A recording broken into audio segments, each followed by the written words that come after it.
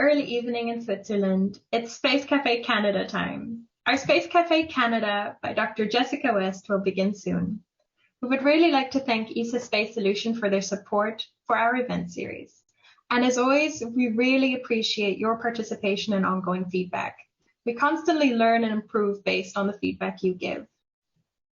My name is Chiara Monter. I'm the event coordinator at SpaceWatch.Global and the host of the Space Café Benelux, together with my co-host Barnu Bazingi. We are a Switzerland-based online platform for information in and about space and new space activities in a geopolitical context. And with Dr. Jessica West, senior researcher at Project Ploughshares, we have found a great friend and wonderful host for our outreach in Canada. I know that many of you are already familiar with our website, our bi-weekly and daily newsletters, and the Space Café podcasts. Our latest episode features Stuart Bain from North Star Earth in Space on COP26 results and the space environment.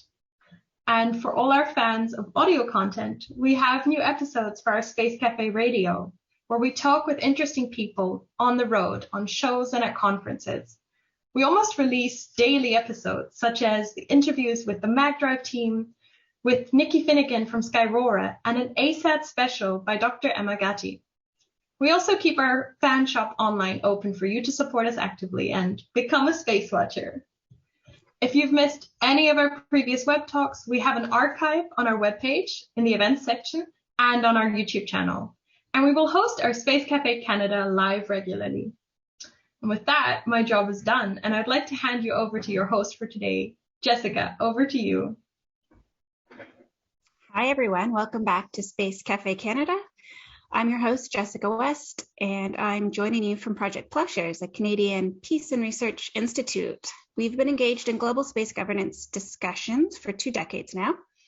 I would like to point out that we are located at the University of Waterloo on the Haldimand Tract, which is land granted to the Haudenosaunee of the 6 nations of the Grand River, and it's located on the territory of the neutral Anishinaabe and Haudenosaunee peoples.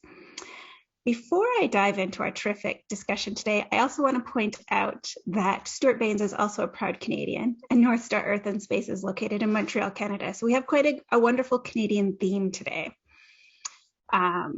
Switching gears though, we have a terrific audience from across Canada and internationally, I see, so welcome. Thank you so much for joining in. Today's discussion is on a key topic of concern, the collision course between anti-satellite weapons tests and the space debris crisis. And I'm excited to welcome 2 guests to the show this time, who will walk us through both the technical and the policy aspects of this challenge. With us, we have Dr. Aaron Boley, who holds the Canada Research Chair in Planetary Astronomy at the University of British Columbia, which is located on the traditional, ancestral, and unceded territory of the Musqueam people. Aaron's research explores a wide range of topics, including planetary dynamics, astrophysical disks, meteorites, artificial satellites, space sustainability, and of course, space policy. He's previously been a NASA Sagan Postdoctoral Fellow at the University of Florida and a postdoctoral researcher in Zurich at the Institute for Theoretical Physics. We also have Dr. Michael Byers. He's well known to many of us in the international security and law circles. His research career is vast. It has spanned the use of armed force, climate change, the oceans, the Arctic, and most recently, space. Michael currently holds the Canada Research Chair in Global Politics and International Law at UBC. Together, Aaron and Michael direct the Outer Space Institute, a global network of space experts taking a transdisciplinary approach to addressing grand challenges facing the continued use and exploration of space, including sustainability of the space environment. So welcome to the show, Aaron and Michael. Thank you for having us. All right, let's get started. I was hoping that we could begin by having you tell us a little bit more about the journey to create the Outer Space Institute. How did the 2 of you come together on this project, and where did the idea come from? Well, the idea came in a pub on the University of British Columbia campus. Aaron and I were introduced to each other by a colleague who knew that Aaron and I were interested in some of the same issues. from very different perspectives. So we were interested in issues in near Earth space, things like space debris, and so we did what universities began with doing centuries ago, which is sitting down and talking. As we did this, we realized that talking across this vast disciplinary divide was very fruitful, that we were learning things, both of us, that we wouldn't otherwise have learned. And fairly quickly, it became apparent that we wanted to develop this into some kind of collaborative program and involve others in this transdisciplinary dialogue. And so just 3 years ago, we created the Outer Space Institute.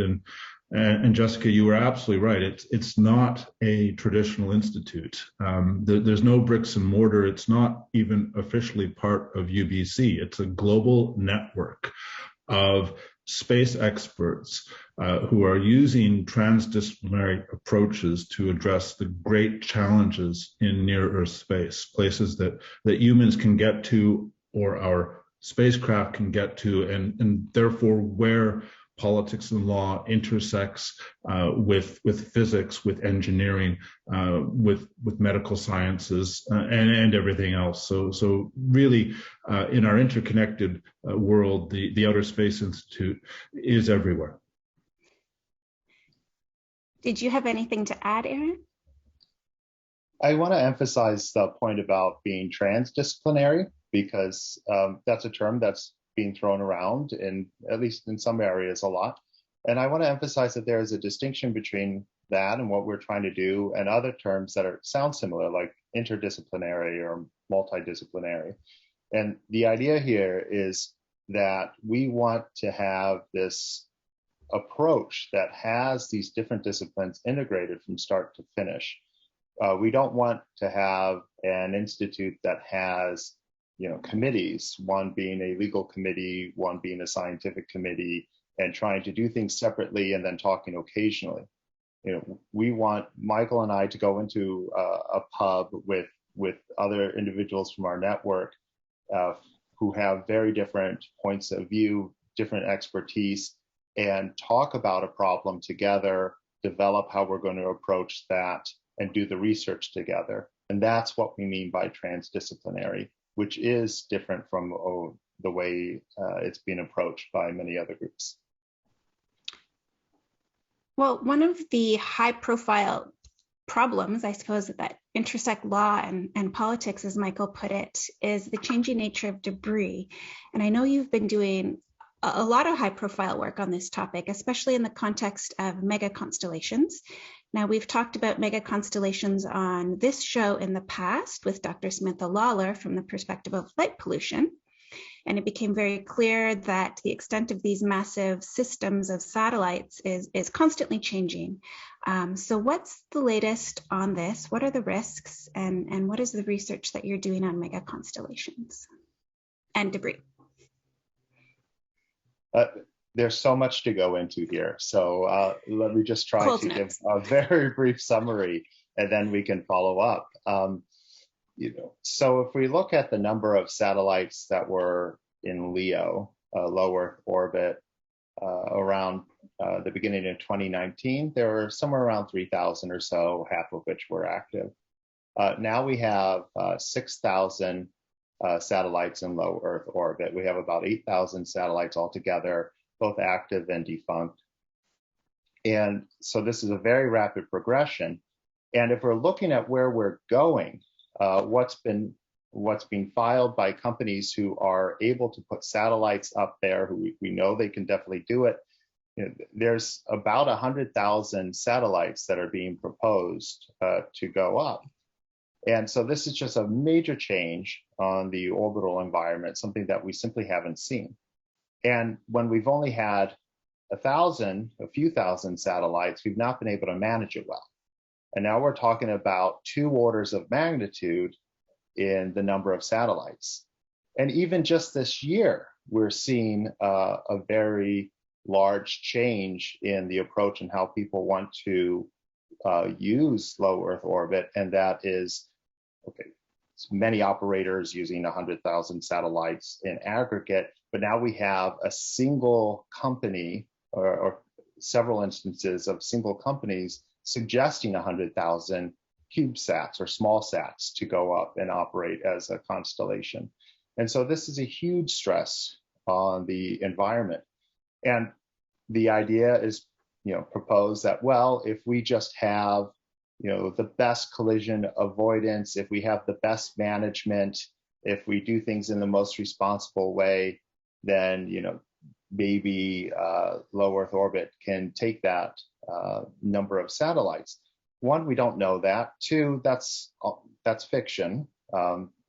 Things aren't going to be perfect, even with things like automated collision avoidance, which only some operators have, that are still being that still rely on imperfect information.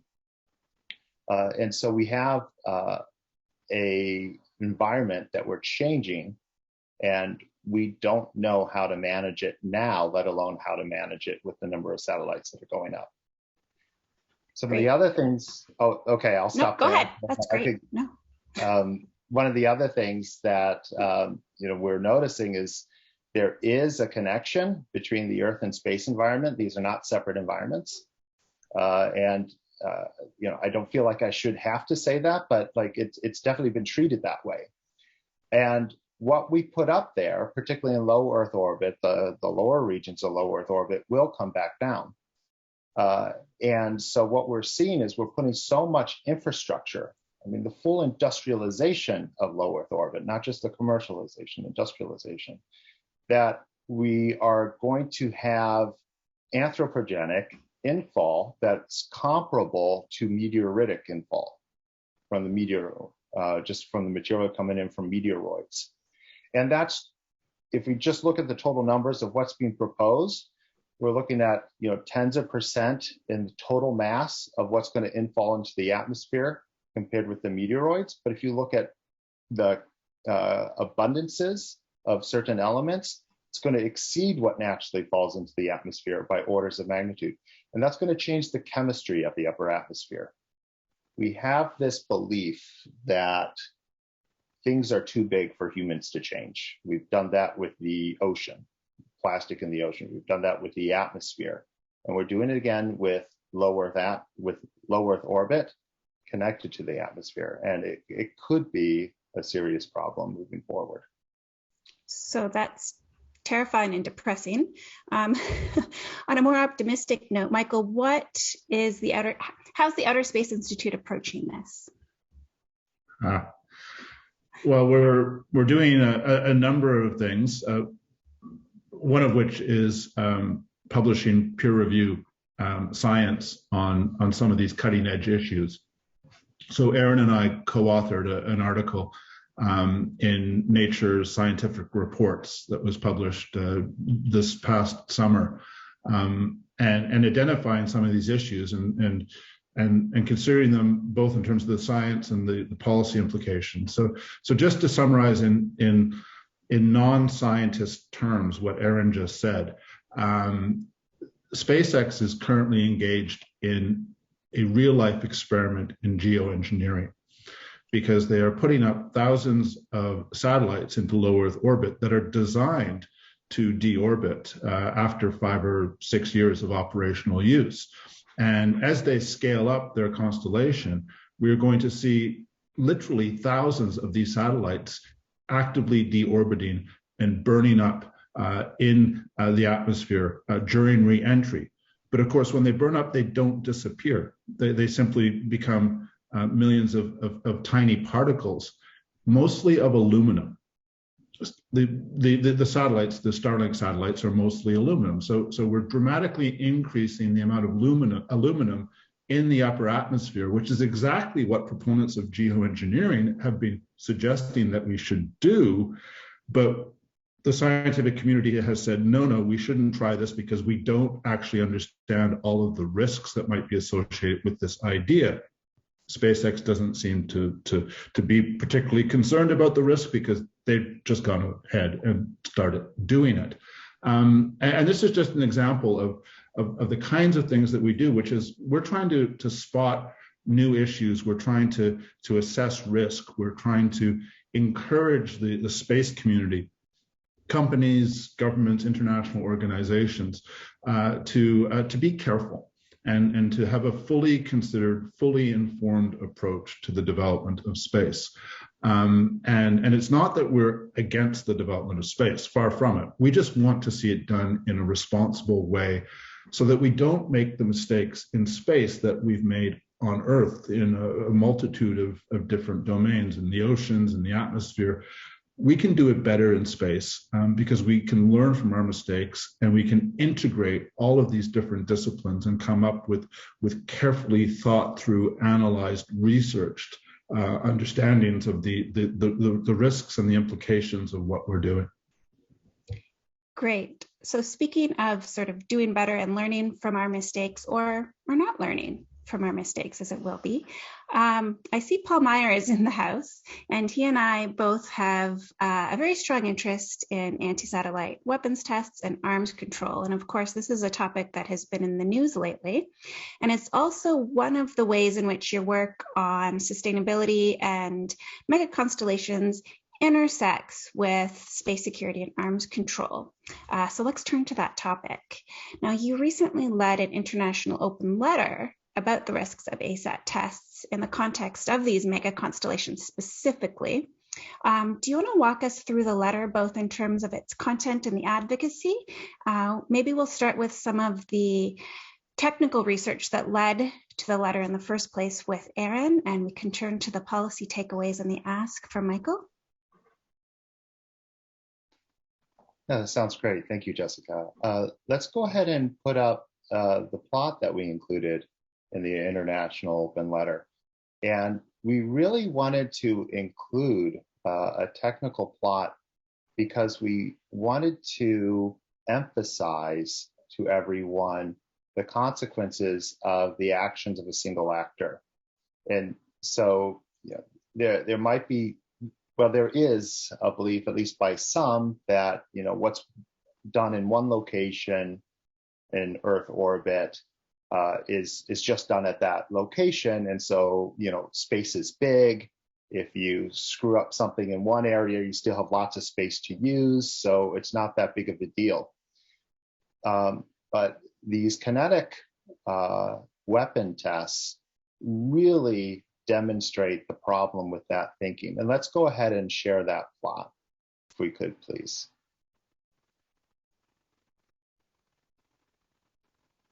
Would you like me to do it, or? Oh, here it comes. There we go. Great, thank you. Okay, so there's a lot going on here. So let me just step through. So first, on this axis, on the left axis there, the vertical one, you're seeing altitude. And so that's the height above Earth. And then on the x-axis, you see fraction of orbital revolution.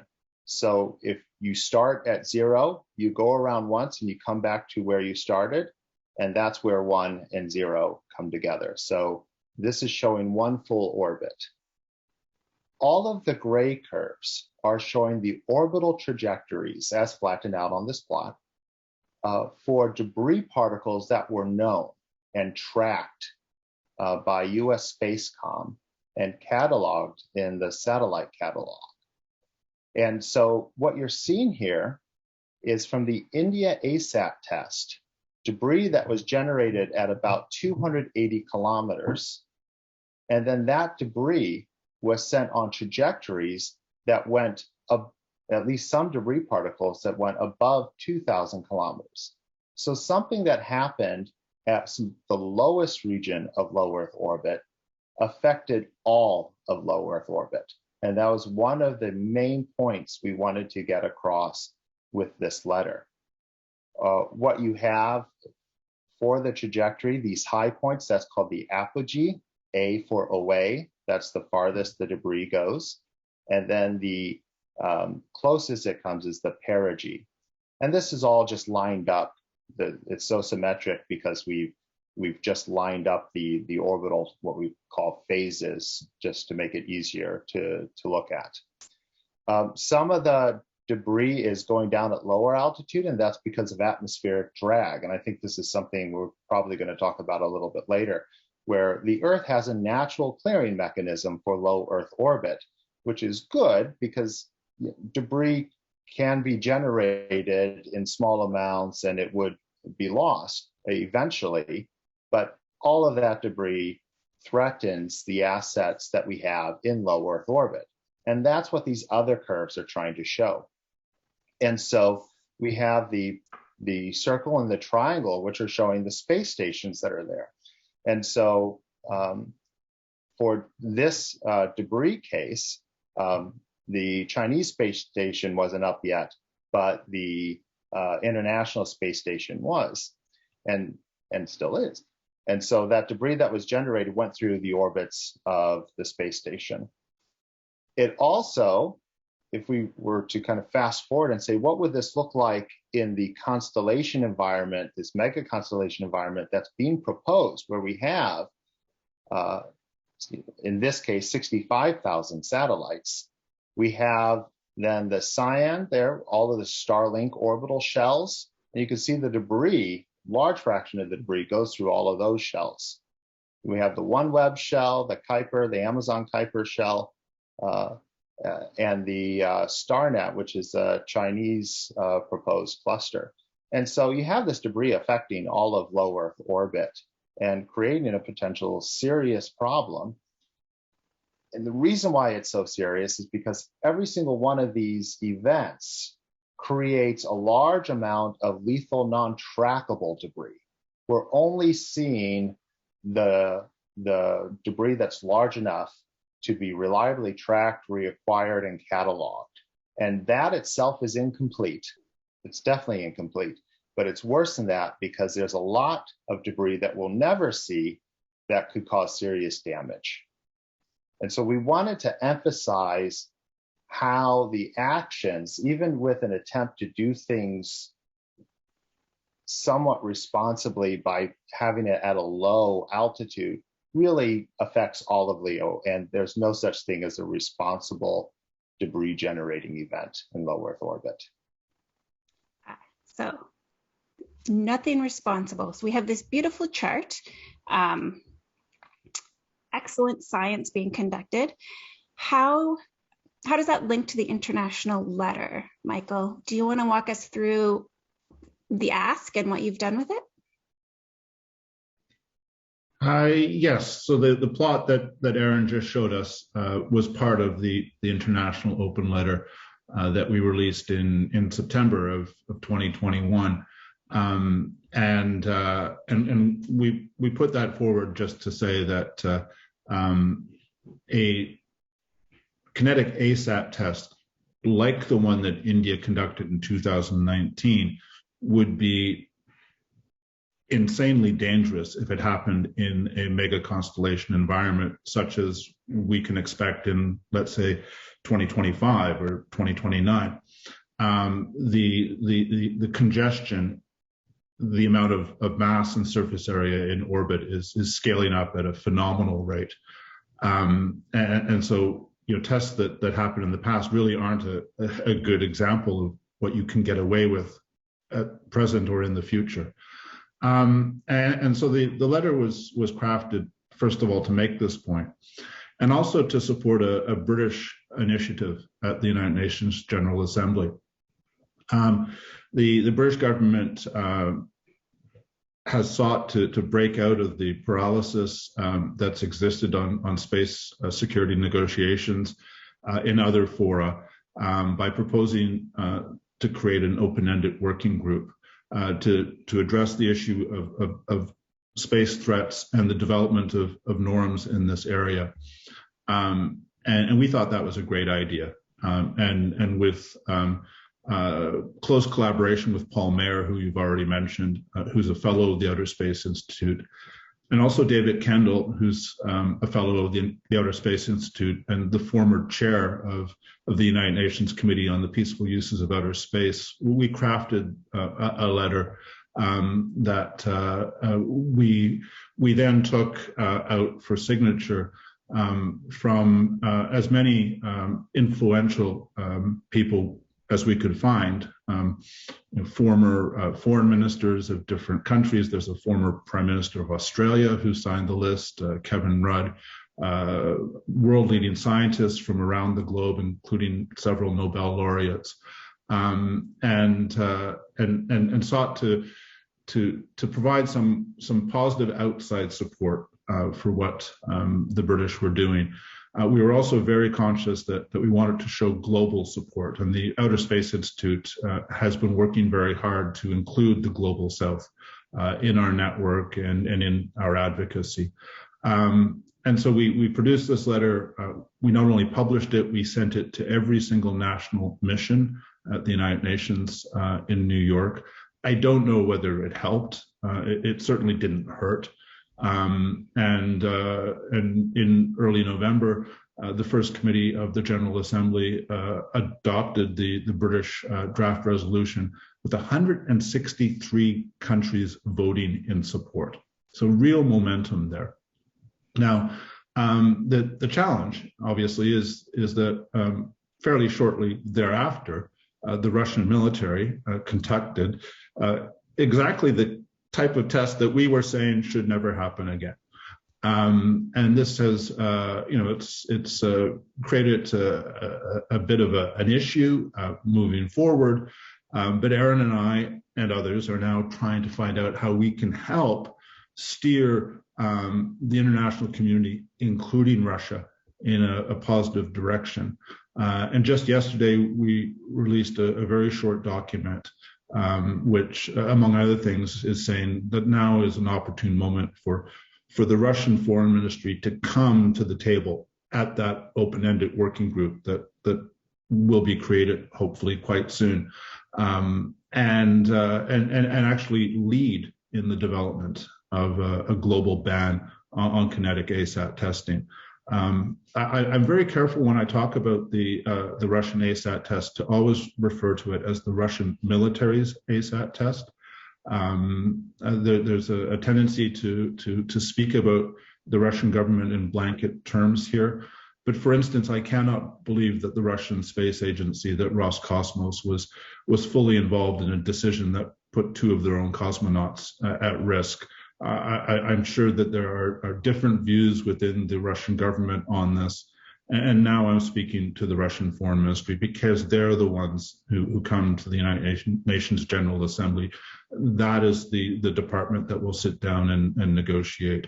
I think a mistake was made when the Russian military conducted their test.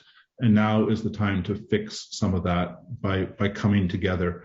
Russia is, it's a phenomenally sophisticated country, diplomatically, scientifically, technically. They were the first country in space in 1957. They could lead on this issue, and I'm calling on them to do so. Yes, I'm taking from your comments as well as my own observations and reaction that this event was a surprise to many, probably to almost everyone. Erin, I'm wondering if you can walk us through what we know and what you have determined as some of the risks and maybe long-term implications of the anti-satellite test, which news broke on November 15th, just for anyone in the audience who's not been following the issue closely. So what happened and what are we left with? Right. So all I can say about it is what's public. I don't know any further information, so I'll do my best to summarize that. And we have been able to analyze a little bit of the consequences of that debris generating event based on some models, as well as taking a look at the information that has been reported in the or that has been made available in the satellite catalog. So what we know is that there was a direct descent anti-satellite weapon test that took out a Soviet-era satellite on the 15th of November. It was very successful. It generated lots of debris. Announcements have been made by US Spacecom that there are 1,500 trackable debris pieces that were generated. Anytime I say the trackable debris, I want you to immediately think again about the lethal non-trackable debris. So trackable debris goes to roughly 10 centimeters in size. And then if you want to think about the lethal non-trackable, that goes down to about 5 millimeters in size or so. There's some dependencies there on the composition and so forth of the material itself. But it's at least an order of magnitude, if not 2 orders of magnitude more in the amount of material that would be able to cause significant damage. So there's 1,500 that's been put out there. There's a lot more that's problematic that we can't do anything about, unfortunately. The test took place at 480 kilometers, and that's going to be very problematic. Could we go back to that very first plot that we showed, and then let's move to one more plot. There we go. Thank you. I'm not sure if I said while I was describing this is the 2019 India ASAT test. To be very clear, this is the public information that's about the test based on kind of the first time the debris was observed. That was done at 280 kilometers under the idea that they would be able to minimize the debris because it was at the low altitude. As you go up higher and higher altitude, it becomes more and more problematic because gas drag does not as efficiently remove the debris. Let's go ahead and go to the next plot. Thank you. So this is the same idea, and we just remade that plot, but for the Russian ASAT test. Now, I didn't line all the curves up because I wanted to show on this plot how most of the lines at least still converge to the altitude at which the event took place. And I think that's really important to emphasize here. So again, the gray curves are the trajectory of the known debris that's released in the public catalog. Again, we see that the debris generating event has affected most of low Earth orbit. And this is highly biased. We don't have all the 1,500 pieces that were announced, so I guarantee it's affected all of low Earth orbit. So the event took place at 480 kilometers. There are debris particles that go below that altitude and affect both space stations, and there are materials that go well above that altitude and affect the satellites that are there, including the completed orbital shell of the Starlink mega constellation at 550 kilometers. We can play around with models. We can say, what does this mean? How long would this material be up there? Regardless of how long it takes, all of the material is going to eventually decay through the space station altitudes. So the space stations will see all of the material that's been generated as a result of this explosion. The material will also take, based on models, a few years for most of it to deorbit, but then it would take, at least a decade, if not more, for all of the material to orbit, particularly the things that are at higher apogees. Again, A for away, the part that is highest in its orbit. So this has created a problem, and we're still understanding what it means. This is worse than the Indian ASAT test because of that higher altitude. So the debris is simply going to last much longer than what it did for the Indian ASAT test. So the Indian ASAT test was 2019, and there's still just one debris piece that we've tracked that's up there from it, again, of what we've tracked. This material is going to last a lot longer. So Michael, I have quite a few questions I'm just dying to ask, but really quickly, what's the international response been to this event? It's been really interesting to track the global response. Unanimous condemnation from Western countries. So the North Atlantic Council So the governments of all the NATO countries issued a joint statement. The European Union issued a joint statement. And then in addition to the countries involved there, which include the United States and Canada in NATO, you had strong statements from Australia, from Japan, and from South Korea. A spokesperson for the Chinese Foreign Ministry refused to comment when questioned about this. China has not yet taken a position, though let me point out that an awful lot of Chinese assets have been put at risk as a result of this test. Not just their new space station, but dozens, perhaps hundreds of their operational satellites. So I cannot imagine that the Chinese government is happy about this. In fact, I'm almost certain that they are quite angry. But they're choosing to keep that out of the public domain.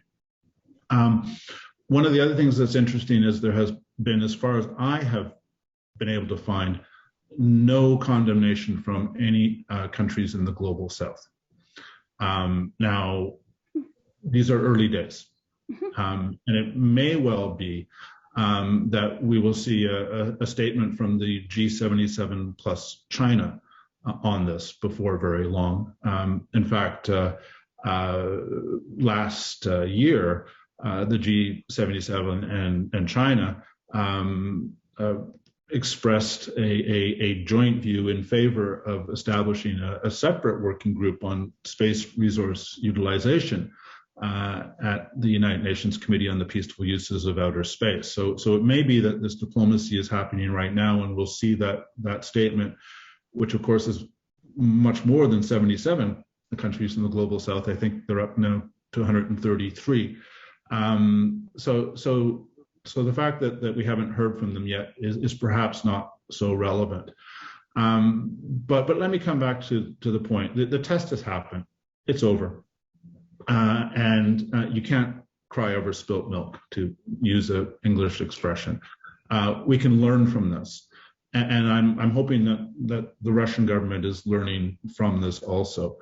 And unlike cynics who say that, well, when it comes to military affairs, powerful countries just do what they want, I would say no, study your history. And the big precedent here with regards to anti-satellite weapon testing goes back to the early 1960s. When the United States military decided to test a nuclear device as an anti-satellite weapon and detonated the Starfish Prime device 400 kilometers above the Pacific Ocean. That device worked far, far more effectively than anyone had anticipated. And it actually took out 6 operational satellites. And this was at a time when the United States and the Soviet Union were just starting to realize the utility of satellites, especially for communications, but also for reconnaissance and for arms control verification purposes. And within a year, the United States and the Soviet Union had come together and led the negotiation of the Limited Test Ban Treaty, sometimes called the Partial Test Ban Treaty, which bans the testing of nuclear weapons in space. Now, if that could happen at the height of the Cold War, right, why can't we get a ban on kinetic ASAT testing today? And the answer is we can get a ban. And maybe the Russian test is exactly the example of why we need a ban. This could be the event that actually pushes a ban over the finish line, that motivates these countries to come together.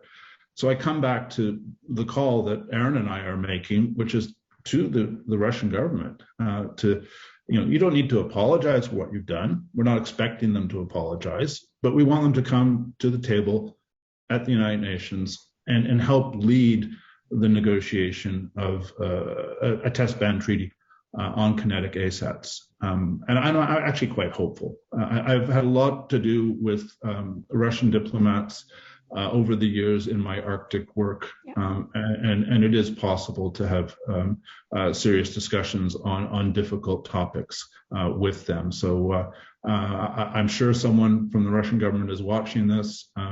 Let's look forward and not backwards, and let's get a test ban done. And I'm gonna turn to Erin quickly to push at a little, I think, an important detail of the call for a test ban. We already have a number of international commitments to limit long-lived or harmful debris in space, including the United Nations Debris Mitigation Guidelines, which calls for states to avoid the intentional destruction of objects in orbit and other activities that produce long-lived space debris. Why is this commitment insufficient, and why is there a push for a no debris rule instead, or a complete ban on testing? Well, it's saying that you're only going to allow, short-lived debris or, non-harmful debris, unharmful debris is kind of like saying you're going to have a rule against, capturing unicorns. It's complete fiction. It's the idea that you can have a debris generating event in space and have it be done in a responsible way that produces short-lived debris that isn't harmful, that's just fiction. So if you take a look at the India ASAT test, they tried their best to limit the amount of debris that would be generated. And by doing this at a low altitude, that if you put something there on a nice circular orbit, it's going to be gone very quickly. And if it's on a nice circular orbit, it's not going to affect anything that's higher, including the space stations.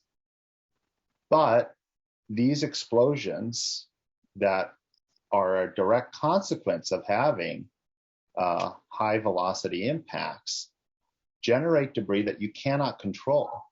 And as a result of that, the material goes absolutely everywhere, including at higher altitudes. And then that generates this long-lived debris. There's also details about, well, what do you mean by long-lived debris? At what's the threshold of being harmful and so forth? But I want to avoid that altogether and just say, look, you can't control debris. So even if you could define those terms, you're not going to get that. You're going to get the harmful debris as a result of trying to get things that deorbit quickly. And so the only way that we can really avoid harmful debris, long-lasting debris, is simply not to generate debris. So I'm going to ask one more of my questions before I grab a few from the audience. And I think we're touching on a lot of the themes in the questions. But Michael, this seems like a no-brainer, and I know you're optimistic.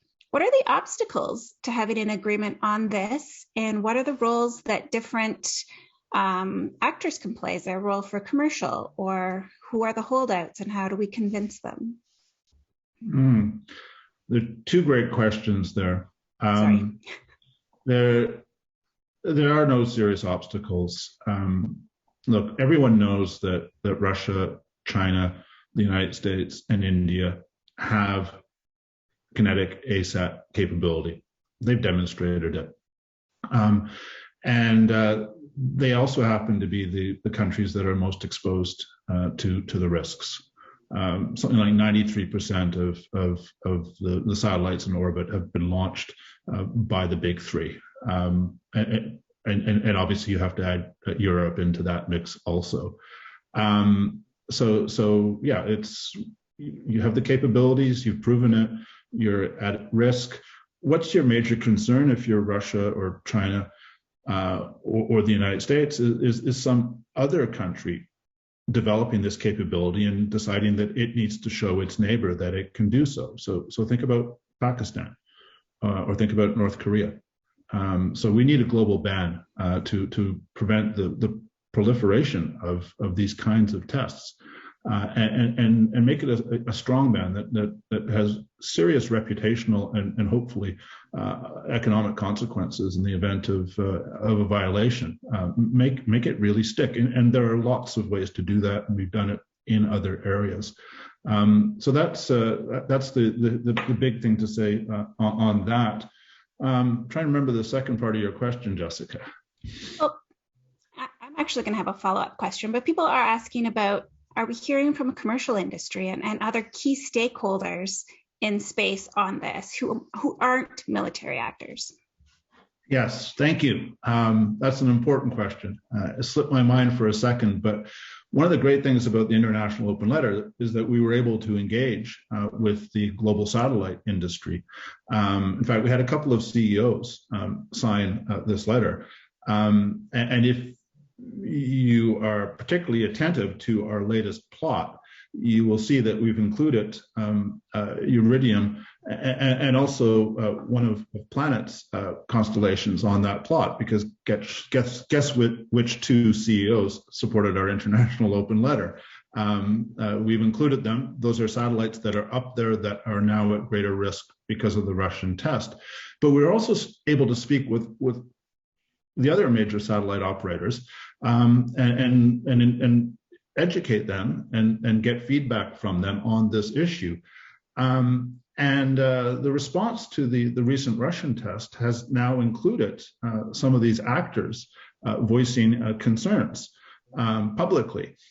So I think what we're seeing is the satellite industry waking up to the fact that these kinetic ASAT tests are really bad for them, and are starting to join in this push for action.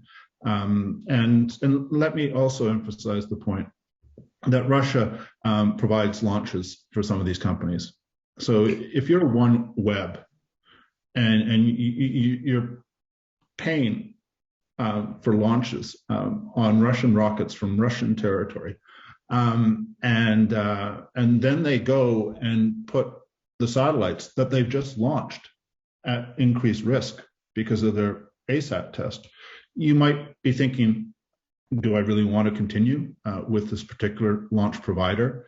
Again, this is just to emphasize the point. Everyone loses. Russia loses as a commercial launch provider. Russia loses because of all of its operational satellites, because of its cosmonauts. And any other spacefaring country that did this sort of thing would also lose. We're all in this together. And even the dramatic commercialization of space doesn't change that equation, right? And in fact, the commercial actors have voice, and they have dollars and euros, and they spend them. And that can add to the pressure on governments to conform. I want to add to that very quickly, if I may. Yes, go ahead. Just to say that, we know these other commercial operators have become very engaged with this, at least internally. Just from the discussions with the International Open Letter, we got some very big names. We didn't get all the names we wanted to be associated with it. But all those individuals who we reached out to were like, you know what, we usually don't entertain these letters. We usually don't, sign these letters, but we're gonna raise this up the chain. We're going to talk about this internally. This is important to us. And so the feedback we got from that was very good. We had a lot of it, and there was a lot of engagement. So there's some real possibility here that from the commercial sector, there'll be a strong push. So I'm going to follow up with another slightly technical question from an arms control perspective.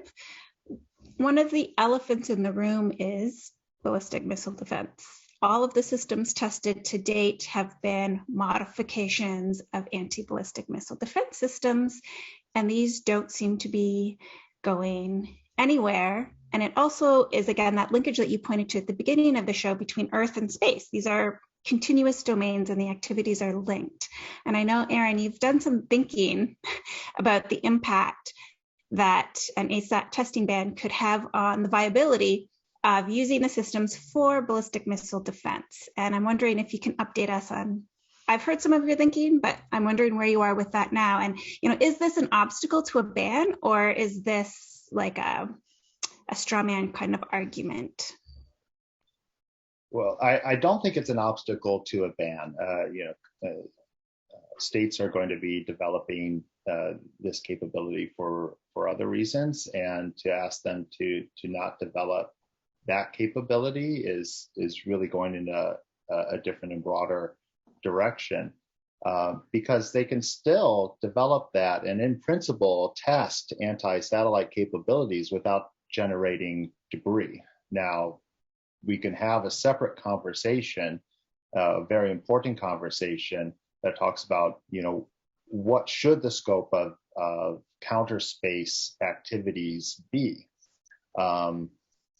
But if you have a launch that goes to certain coordinates, you can test then that type of capability without generating debris. So when we were talking about these test bands, like it really is a test ban on the generation of debris, because that has all of these additional consequences that would not prohibit another country from developing anti-ballistic missile capabilities.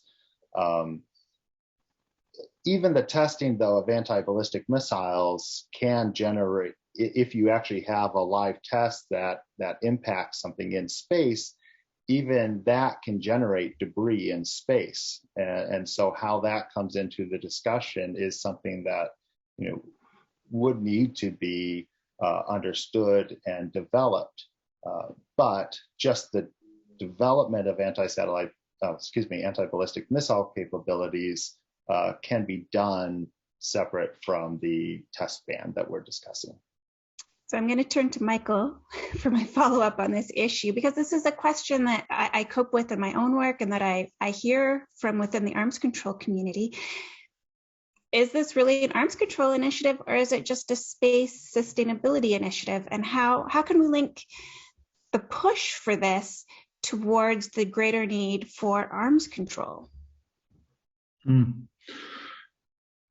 Let me just make the point that a kinetic ASAT test ban treaty is the low-hanging fruit, but we have to then go after other pieces of fruit that are higher in the tree.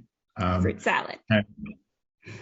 And so with regards to ballistic missile defense testing, if your interceptor is heavy enough and going fast enough, and the target is a big ICBM that you've launched for the purposes of the test, you can create debris even if it's a relatively low altitude impact. But if you're using a smaller interceptor, or you're not going as quickly, then you can guard against the creation of long-lasting space debris. So at some point, negotiators will have to draw a line, and Erin and I aren't pretending to tell professional diplomats how to do their job.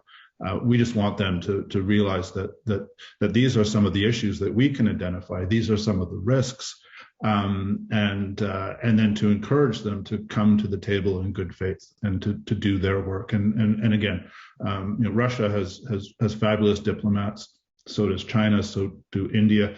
If they have political instruction to go and negotiate on this, they can do the job. I'm not the least bit doubtful about that. Some of the other issues that need to be addressed, obviously, would include non-kinetic ASAT tests.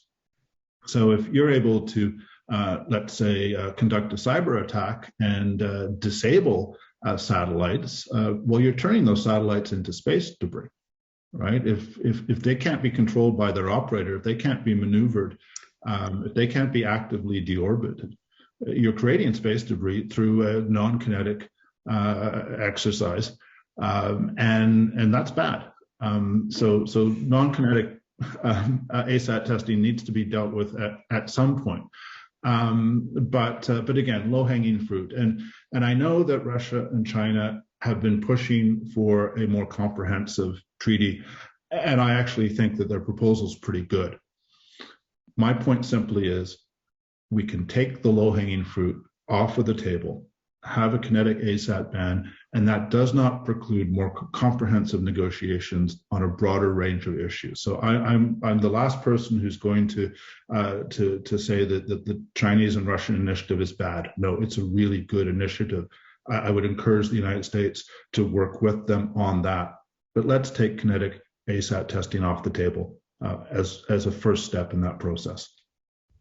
Well, further on the two themes of A, professional diplomats, and B, low-hanging fruit, Paul Meyer has a question about some of the other instruments that we have available in the Outer Space Treaty, and he's pointed to the Article 9 obligation for prior consultation for actions that could potentially cause harmful interference. Do we see this instrument being used? And I guess, Michael, this will be for you because you have the international law background. Is this an option for states to make greater use of the instruments that we already have for arms control, debris mitigation, and so forth? Or is this not really being leveraged very well? I could make what I think is a very good argument to the effect that the recent Russian test was illegal. And illegal both under treaty law and under customary international law. But I'm actually not interested in doing that right now, okay? Because I'm not interested in condemning Russia. There's no avenue to take Russia to an international court on this. There's no jurisdiction in this instance. So I'm actually focused on, what can we do together in a positive manner moving forward. But Paul's absolutely right. If you just want to be legalistic about this, we already have instruments. The instruments are not crystal clear on this point, and so lawyers can disagree. And guess what? The Russian Foreign Ministry has exceptionally good international lawyers that could provide a counter argument if they needed to. So again, I don't think that this is first and foremost a legal issue right now. It's seizing the moment, the awareness about the consequences and the risk going forward as we get a more and more congested orbital environment, and the need for every country that's exposed to risk here, centrally including Russia, China, the United States, right, to come together and to solve this problem. And I go back to 1963. We've been here before. And we're a lot more interconnected as a world and a lot more dependent on each other than we were in 1963. And although relations between Russia and the West are not good today, they're not as bad as they were in 1963.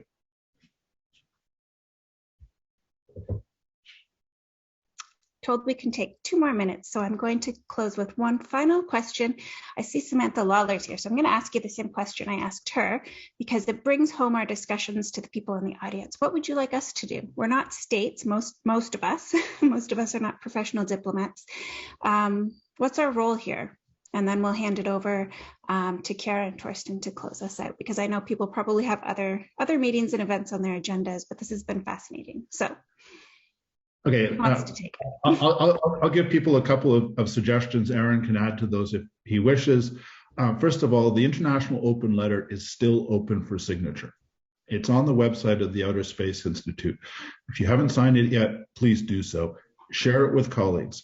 Share it with young people. Share it with space enthusiasts. The more we can educate people, and the letter is actually a serious letter that has a plot and is actually as much an educational exercise as an advocacy tool. So we want people to know and to understand this issue. And then contact your foreign minister from whichever country you're in, and encourage them to tell their diplomats at the United Nations to get behind the resolution, which will come to the full General Assembly very soon, to create the open-ended working group, and then to be constructive. Aaron and I did this with the Canadian Foreign Ministry, and guess what? The Canadian delegation spoke up in favor of a test ban on kinetic ASAT weapons during the deliberations on the British draft resolution. You can have cause and effect here if your governments hear about this. And for people who are connected with the space industry, the exact same thing. Look, if Elon Musk tells the Secretary of State to get moving on this, that's going to have more effect than all of us combined. So whether it's large companies or small companies, whether it's research institutes, whether it's civil society, the more that we talk about this as something that's absolutely essential and relatively easy to achieve, those two things together, we can make this happen. Any closing thoughts, Aaron, before we turn it over? Yeah, so building on that, there are governments even have their own processes in which they ask citizens for feedback. And Canada just recently went through this, for example. The United States is going through something similar. So states have this type of process. So even if you feel like you're shy about writing your foreign minister directly, or you're writing your MP or your equivalent representation, you can then take the opportunity for when those calls come out and engage in that capacity, because they really are trying to get feedback from people. And based on the feedback that we've given for the Canadian process, we know that they are taking that seriously, that they do look at that. So, just make that case. There are opportunities that do come up to get involved, and please do take those opportunities. And one thing that I am going to ask everyone here just to think about, space is definitely so cool. Everyone here loves it one way or another. Space exploration gets people so excited. It gets me excited. I could talk about it on and on.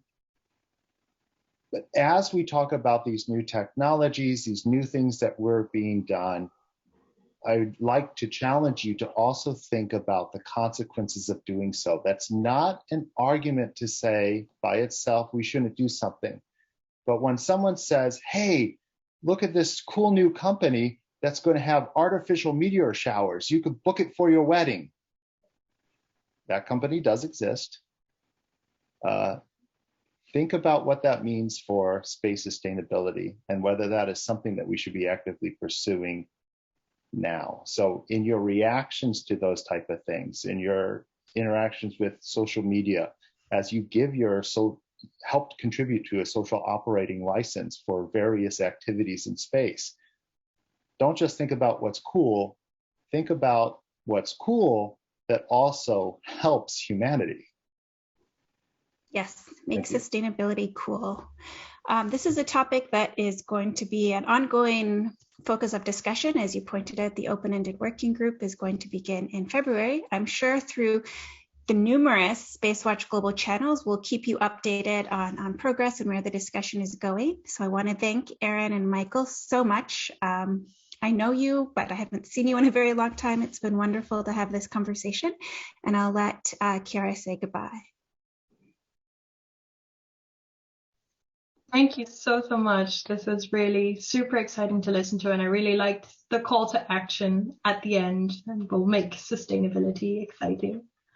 Before I let you all go, I would like to give you an update of our upcoming events. So next week, Tuesday, the 7th of December at 4 p.m. CET, we have our next 33 minutes with Christian Hauglie Hansen from the Norwegian Space Agency. Then 2 days later, on the 9th of December at 4 p.m. CET, we have our next Moriba's Vox Populi by Moriba Jah on ASAT testing and an outlook on space environment as well. On the 14th of December at 4 p.m. CET, we have our 33 minutes with Pacom Revion live from the World Satellite Business Week in Paris. Then just a day later, our next Space Café Brazil at 6 p.m. CET on the importance of studying meteorites, and this will be in Portuguese. And then our final Space Watch event of the year is going to be on the 16th of December at 9:30 a.m. CET, which is our Space Café Australia on space, money, and Australia's space economy. So stay tuned. All events are going to be online on Eventbrite, as always. And again, we always want to hear your feedback, so please do check in with us on Twitter, Facebook, and LinkedIn. Don't forget to sign up for our daily or biweekly newsletters of SpaceWatch.Global. And if you want to treat yourselves with something special, become a Space Watcher today. Your support does help us greatly. So I know we say this quite often, but it's very easy. So just take out your credit card and visit our fan shop at shop.SpaceWatch.Global. So we do need your support to continue our work. Thank you all so much for your interest today and for asking so many questions. A huge thank you to Jessica, Aaron, and Michael for this inspiring talk and for being our guest. And thanks again to the entire team behind the scenes for doing that great job week in and week out. And thanks to ESA Space Solutions for their great support as well. I hope that you all stay safe and stay healthy. Thank you for joining us. Hope to see you in the next weeks. And in the meantime, don't forget to visit our website and follow us on social media.